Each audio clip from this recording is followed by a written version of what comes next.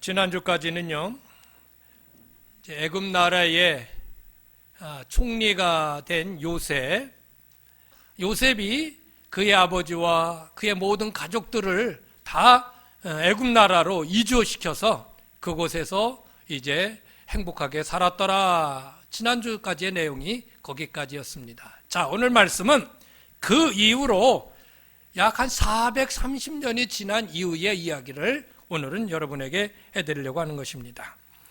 자, 이 시간이 많이 지나다 보니까 그런 내용들, 요셉을 알았던 왕들이 이제 점점점 사라지기 시작합니다. 그래서 요셉에 대하여 전혀 알지 못하는 그런 왕들이 등장하게 되죠. 자, 그 사이에 애굽으로 이주했던 야곱과 그의 형제들은 그의 자손들이 아주 번창해 나갑니다. 아주 강성해집니다.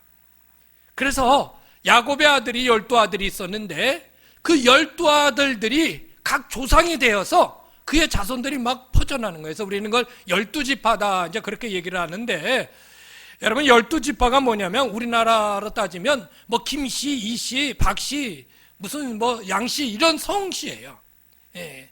그래서 그 성씨처럼 뭐 루벤, 레위, 갓, 베냐민 뭐 이런 야곱의 12아들들이 그 아들들의 이름을 따서 그 지파가 나뉘는 것이죠.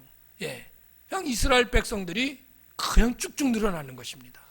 그래서 처음에는 아브라함, 이삭, 야곱이라는 그런 한 인물로 이어졌지만 야곱의 12아들로부터는 12지파가 되어서 그게 이스라엘 민족이 되는 것입니다.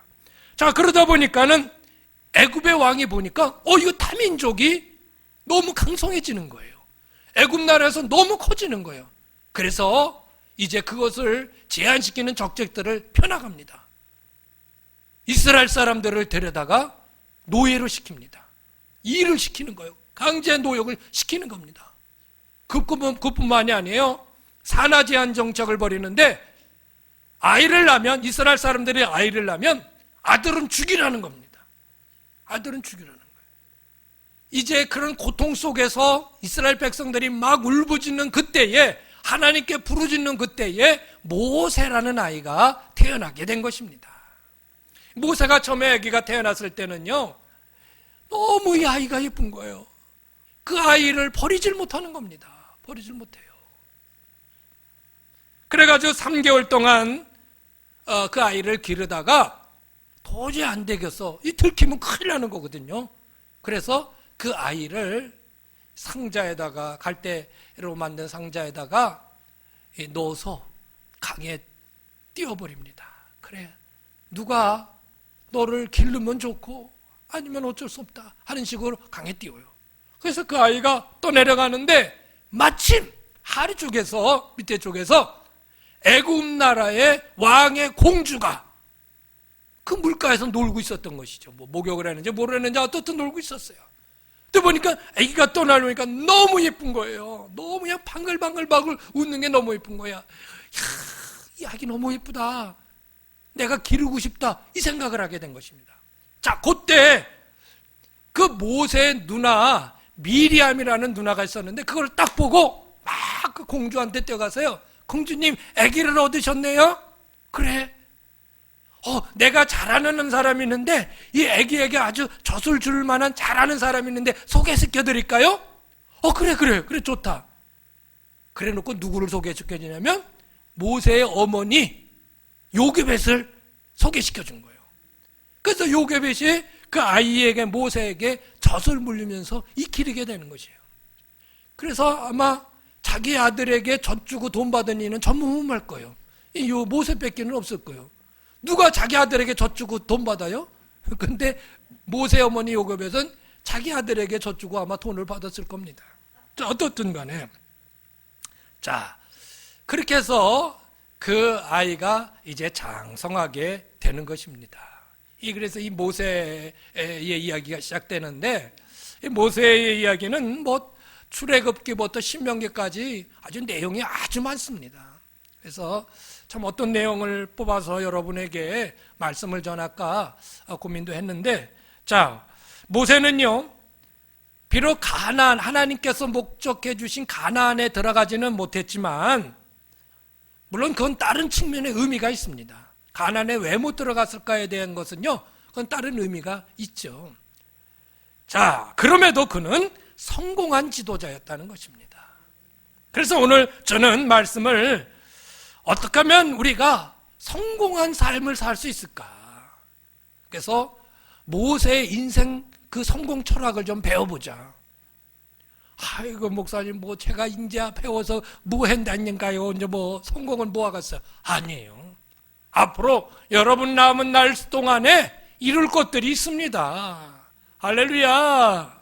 예, 희망을 가지십시오. 소망을 가지십시오. 나는 뭐 아무것도 소망 없는 마른 막대와 그런 절대로 그런 생각하시면 안 됩니다. 오늘 말씀을 가지고 여러분 안에 소망이 생기기를 주의 이름으로 축원합니다. 자, 모세를 통하여 첫 번째 우리에게 주시는 교훈은 무엇일까요?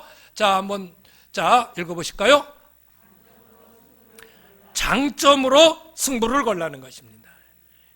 여러분, 모세는요 성격적으로 좀 그렇게 원만한 사람이 아닙니다. 아주 다혈질이고 분을 참지 못하는 사람이었습니다.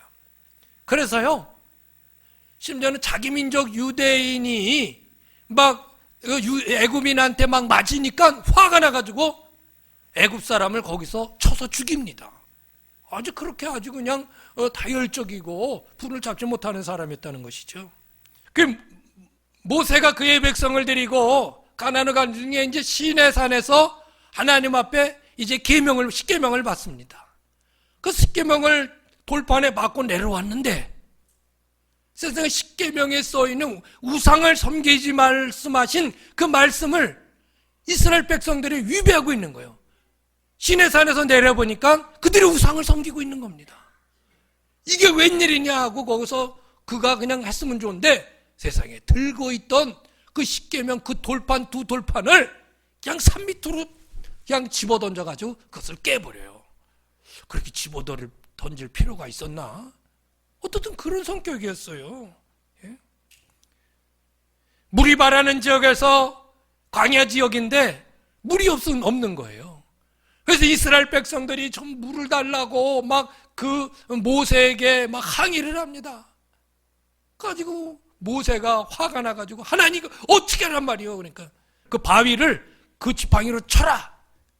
그래가지고 봐라 하고 반석을 치는데 분을 내면서 쳤어요. 그래가지고 반석에서 물은 터졌지만 하나님 앞에 그 거룩성을 나타내지 못하고 분을 드러내는 그런 모습을 모세가 보였다는 것입니다. 광야에서는 어떤지 아십니까? 민수기 11장 12절에는요 그런 말씀이 나옵니다. 내가 아들을 낳았습니까? 어찌 젖먹이는 아이 같은 이 사람들을 데리고 가나안까지 가라고 말씀하십니까? 그렇게까지도 막 짜증을 내는 그런 모습이 나옵니다.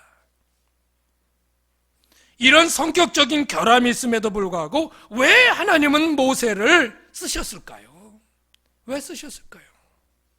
오늘 말씀에 좀 전에 읽어준 말씀에 보면요 하나님의 상주심을 바라보며 나갔다는 것입니다.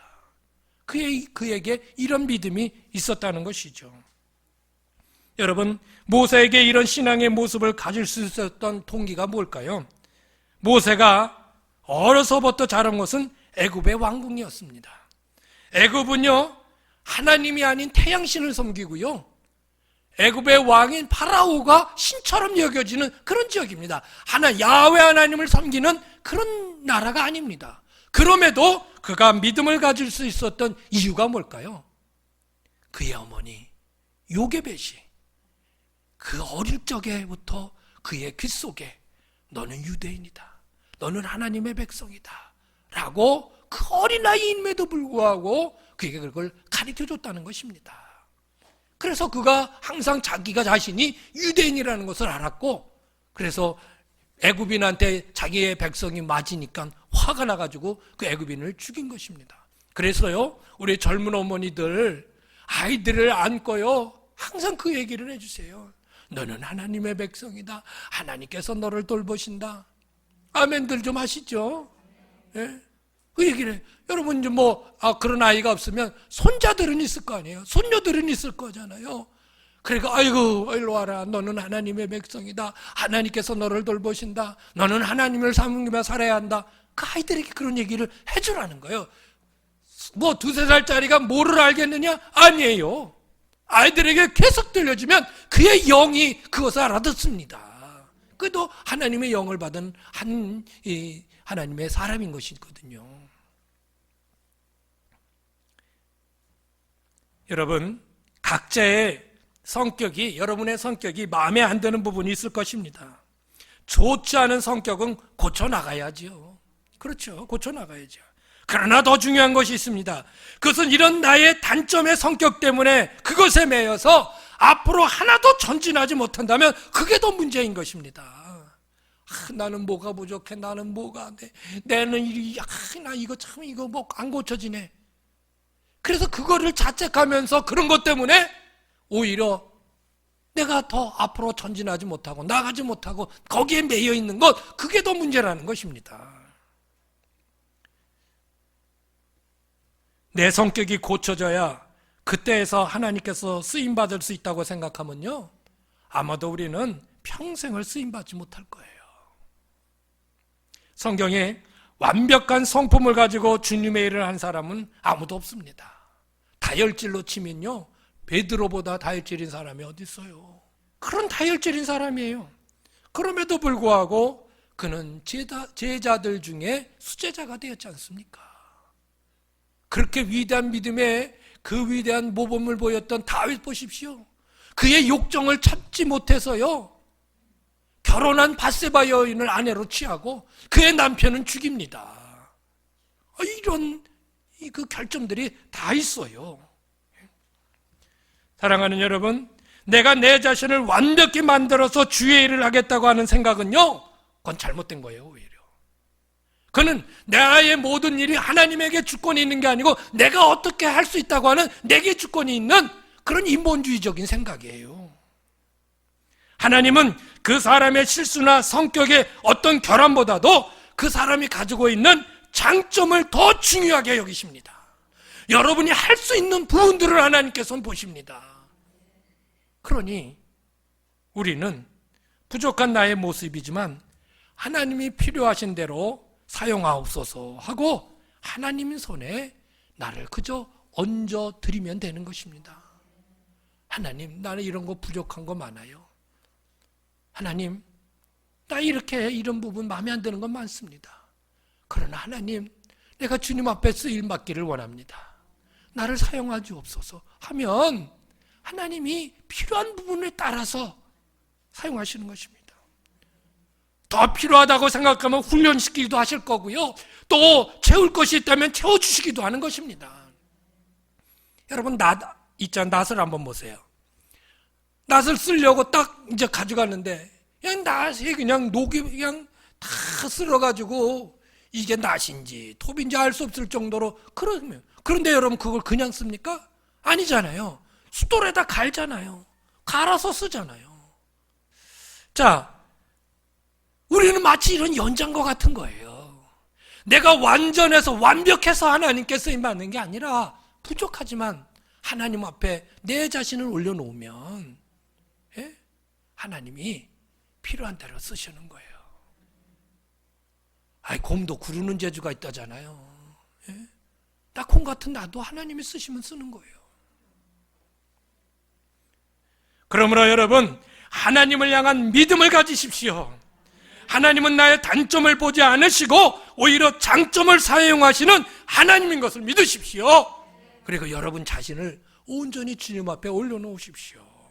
그러면 하나님이 필요한 대로 쓰시는 줄 믿습니다. 할렐루야. 이건 젊은 사람들만의 문제가 아니고요, 그 사람들이 가질 생각들이 아니고요, 젊은 사람들 뿐만 아니라 장년이나 노년이나 그 누구도, 이 앞에 있는 목사도 주님, 저 별거 아니에요. 그러나 필요하신 대로 쓰시옵소서 하고 올려놓는 거예요.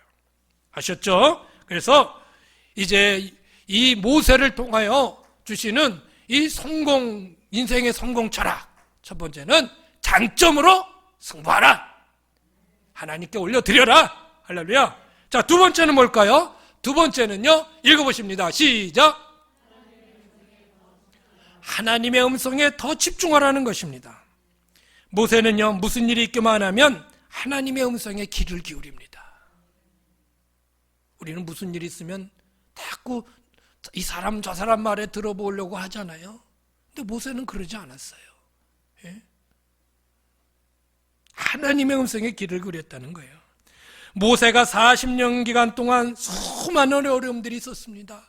그의 백성들을 가나안어들에게까지 그 광야에서 얼마나 많은 일들이 있었습니까? 그때마다 그 어려움을 헤쳐나가기 위한 모세의 비법은 하나님의 음성을 듣는 일이었습니다. 홍해를 만났습니다. 뒤에서는 애국 군대가 오고요, 앞에는 홍해가 놓여져 있습니다. 그때 모세는 하나님의 음성을 구합니다. 그리고 홍해를 가르고 건넙니다. 광야에 들어가는데 너무 목이 말라가지고 물을 찾는데 없어요. 물을 찾았는데 세상에 그 물이 써서 먹을 수 없는 물이에요. 그러자 또 하나님께 음성을 구합니다. 하나님께서 나무를 지정하시고 그 나무를 그 물에다가 넣으니까 그 물이 다른 물이 됐습니다. 백성이 범죄에 불뱀에 물려가지고요, 막 죽는 사람의 막 온몸이 퉁퉁 붓는 뱀에 물려가지고 광야에서 범죄해서, 그때 그도 역시 그때도 하나님께 음성을 구합니다. 하나님께서 말씀하십니다. 큰 노뱀을 하나 만들어서 장대 위에 올려놔라. 그리고 그것을 보게 하라. 그는 심지어 하나님의 음성을 듣고자 2300m가 넘는 그 시내산에 올라가서 40일 동안 거하면서 하나님의 음성을 듣습니다. 이런 모세를 보면서 나의 인생의 중요한 기로에 섰을 때, 우리가 어려움을 만날 때 해결하는 그 방법은 무엇입니까? 그 길은 무엇입니까? 하나님의 음성을 듣는 것입니다. 하나님의 음성을 들으십시오. 들을 수 있습니다. 난 하나님의 음성을 듣겠다. 그것은 무슨 의미가 있을까요? 그것은 단순합니다. 인생의 모든 길의 걸음을 하나님이 주권 아래에 있다는 것을 인정하고 그의 인도하심을 받는 것입니다. 그래서 잠언 20장 24절 이렇게 말씀하고 있습니다. 시작.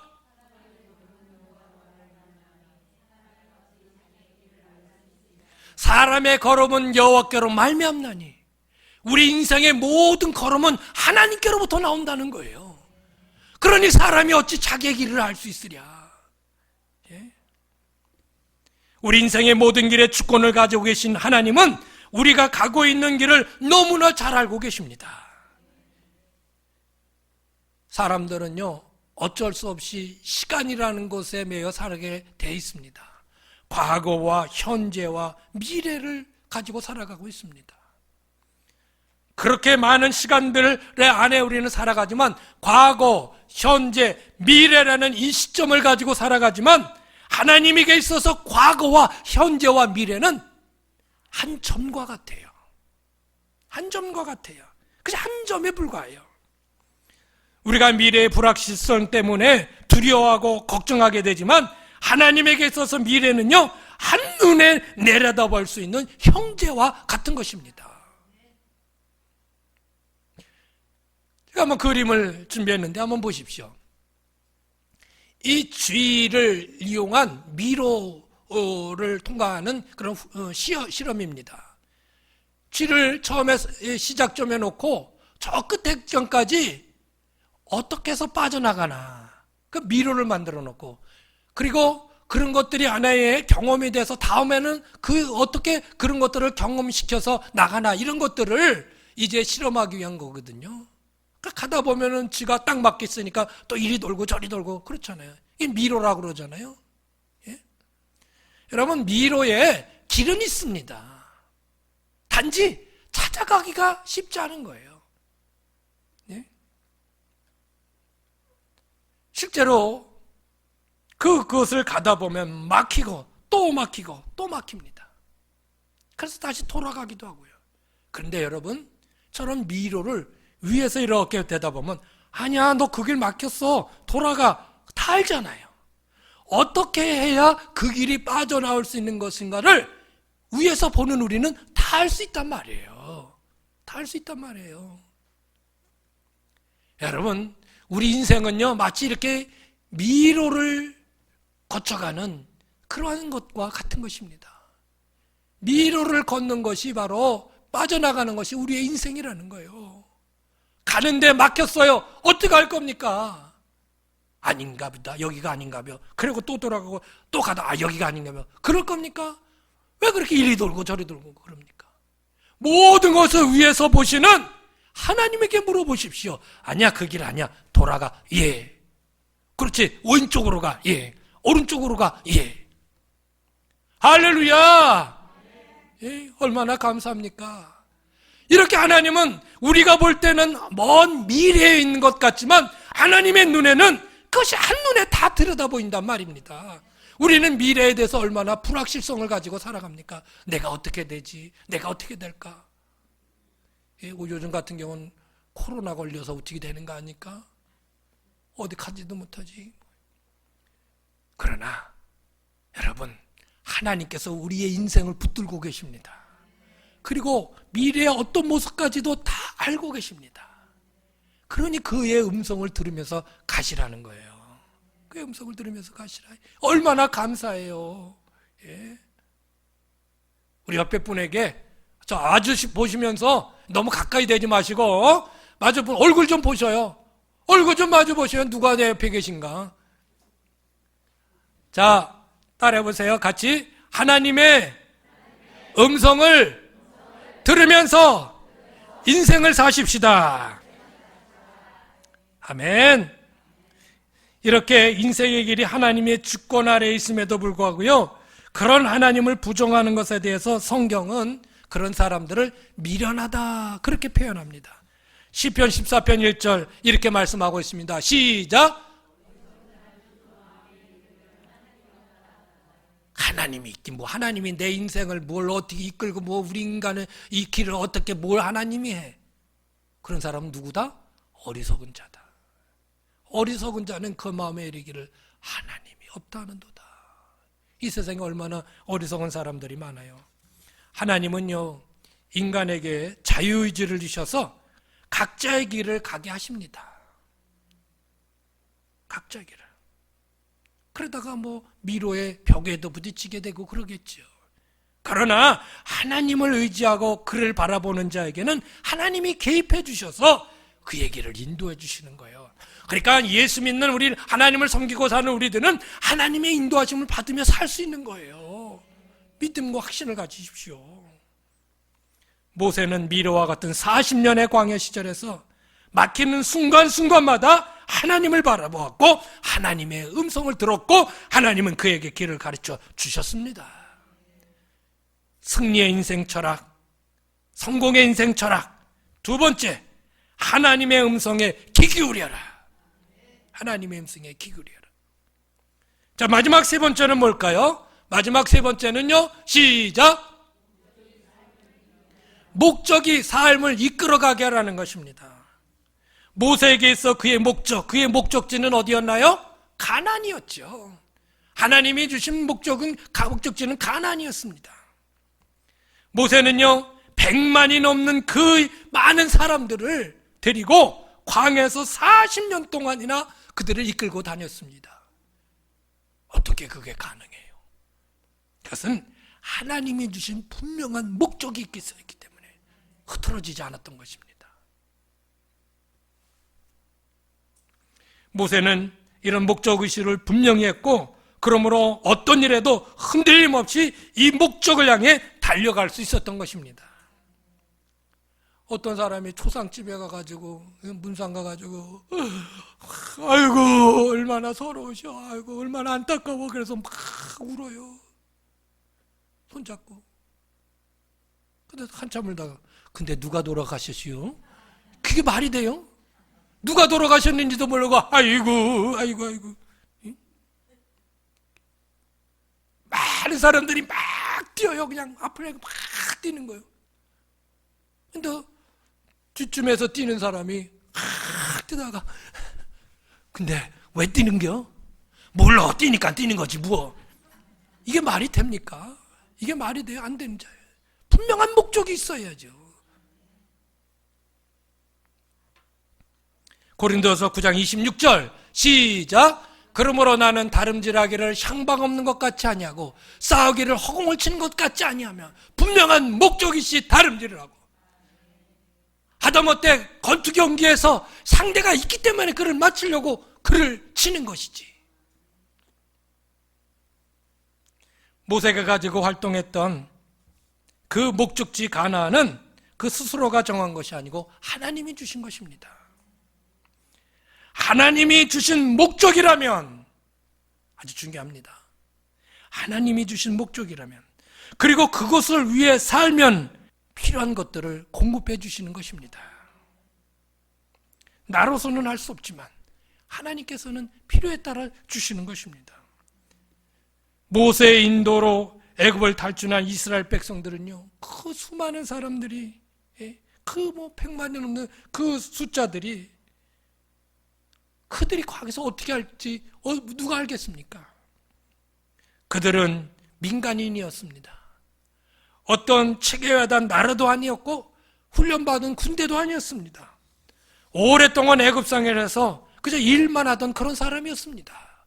다 어린아이고 부녀자들이고 일만 하던 사람들이었는데, 보십시오. 뒤에서는 애굽 군대가, 앞에서는 거대한 홍해바다가 있습니다. 어떻게 해야 됩니까? 하나님은 홍해를 갈아서 거기를 통과하게 하시는 거예요.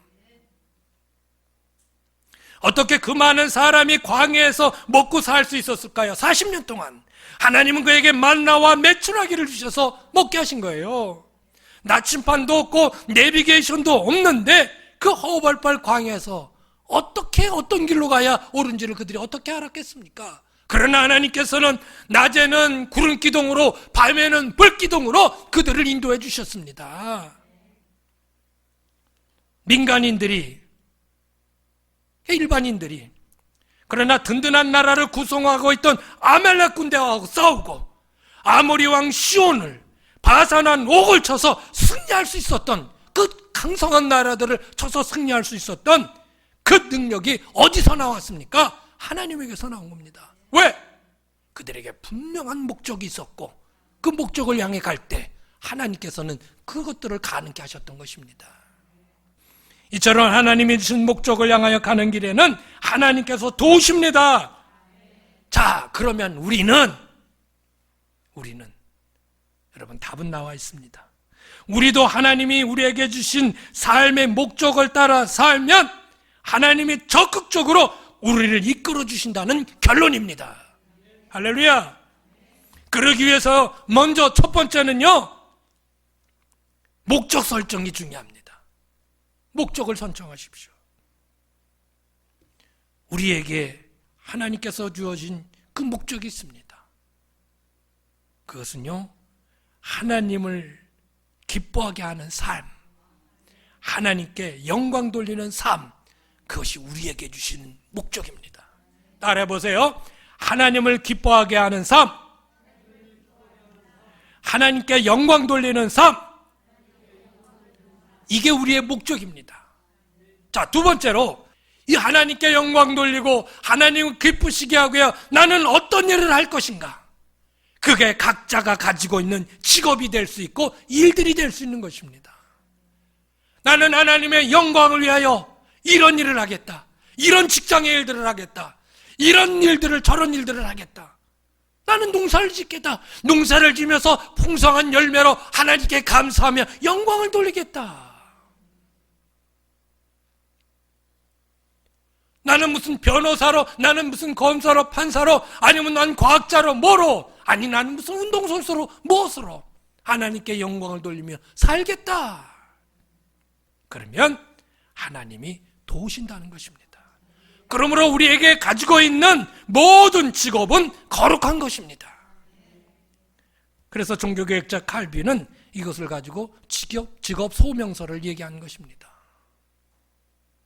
중요한 것은 여러분의 하는 일들을 하나님이 기뻐하시고 영광 받으시는 일이 되게 하라는 것입니다. 할렐루야. 그러면 모세를 도우셨던 하나님이, 분명한 목적을 가지고 갔던 모세를 도우셨던 하나님이 오늘날 우리도 도우실 것입니다. 여러분의 가는 길을 도우실 것입니다. 어디 가든지 이 말씀 잊지 말고 이 말씀 붙들고 살아가십시오. 그래, 이제부터 나의 삶의 목적은 하나님을 기쁘시게 하며 하나님께 영광 돌리는 일이다. 나는 그것을 위해 이 일을 하고 그것을 위해 이 일을 하고 그것을 위해 이 일을 하는 것입니다. 그러면 여러분이 하는 일이 어떤 일이든지 하나님께서 도우시는 거예요. 잘 되게 하시는 거예요. 물질이 필요하면 물질을 주실 것이고, 명예가 필요하면 명예를 주실 것이고, 권세가 필요하면 권세를 주실 거예요. 그런 믿음을 가지고 살아가시길 바랍니다. 모세의 인생 성공 철학 세 번째, 목적이 당신의 삶을 이끌게 하라. 하나님 앞에 이 목적을 가지고 살면 하나님이 여러분을 이끌어 주십니다. 여러분, 한번 눈을 감아 보십시오. 오늘 모세라는 인물을 통해서 우리에게 주시는 귀한 교훈을 우리가 새겨보았습니다. 그는 성공한 지도자였습니다. 그 교훈은 무엇입니까? 나의 잘할 수 있는 장점을 주님께 올려놓고, 그저 주님께 올려놓고 주님이 쓰시도록 하라는 것입니다. 여러분의 삶에 고비가 올 때 세상의 말들에 휩쓸리지 말고 주님의 음성에 집중하라는 것입니다. 그리고 삶의 목적을 하나님이 기뻐하시는 영광을 드리는 것에 맞추고 우리들의 하는 일들이 바로 그런 것을 위한 것이라면 하나님께서 여러분에게 필요한 것들을 채워주십니다. 여러분, 기도하십시오. 오늘 모세를 통해 우리에게 깨닫게 해주신 이 말씀들, 그것을 마음에 새기고 나의 앞으로의 삶이 그 말씀 가운데 맞춰 사는 나의 삶이 되게 해달라고 여러분 기도하시기 바랍니다.